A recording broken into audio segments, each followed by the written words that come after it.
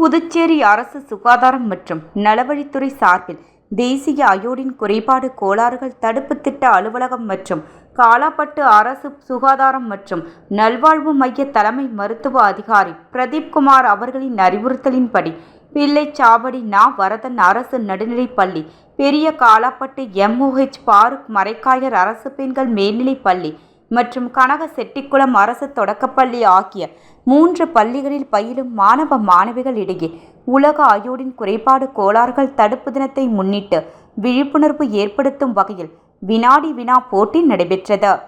மருத்துவ அதிகாரிகள் பிரதீப்குமார், சூர்யா மற்றும் வினோதினி அயோடின் குறைபாட்டினால் ஏற்படும் நோய்கள் பற்றி சிறப்புரையாற்றி வினாடி வினா போட்டியில் வெற்றி பெற்ற மாணவ மாணவியர்களுக்கு பரிசுகளை வழங்கி பாராட்டினர்.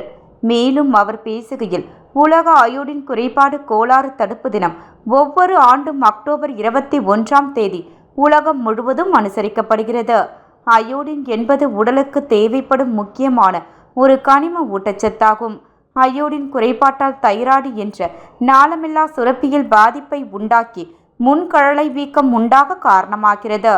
அயோடின் குறைபாடு உடலின் உயரம் மற்றும் பருமனை நிர்ணயிக்கிறது. மேலும் குழந்தைகளின் உடல் மற்றும் மூளை வளர்ச்சியில் அயோடின் சத்து பெரும் பங்கு வகிக்கிறது. அயோடின் சத்து குறைபாட்டினால் குழந்தைகளுக்கு படிப்பில் நாட்டமின்மை மற்றும் மந்த நிலைமை ஏற்படுகிறது. மேலும் கருவுற்ற தாய்மார்களுக்கு தொடர் கருசிதைவு, குழந்தையின்மை, கருவில் உள்ள சிசு இறந்து பிறத்தல், மேலும் சிசுவின் மூளை, கண், காதுகளில் பாதிப்பை ஏற்படுத்தி குழந்தைகள் நிரந்தர ஊனமாக பிறக்க காரணமாகிறது. குழந்தைகளுக்கு நிரந்தர பாதிப்புகளான முன்கழலை வீக்கம், மன வளர்ச்சி குறைபாடு மற்றும் உடல் ஊனங்கள் ஏற்படுகின்றன என்று சிறைப்புரையாற்றி விழிப்புணர்வை ஏற்படுத்தினார்கள்.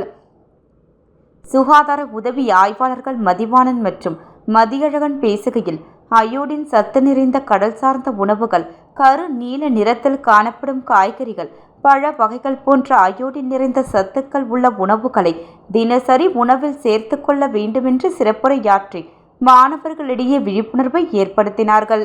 இந்நிகழ்ச்சியில் துணை முதல்வர் பிரேம்குமார் மற்றும் தலைமை ஆசிரியர்கள் ராதிகா, முனியம்மாள் கலந்து கொண்டு சிறப்பித்தனர். கிராமப்புற செவிலியர் திருப்பம்மாள் நன்றியுரை கூறினார்.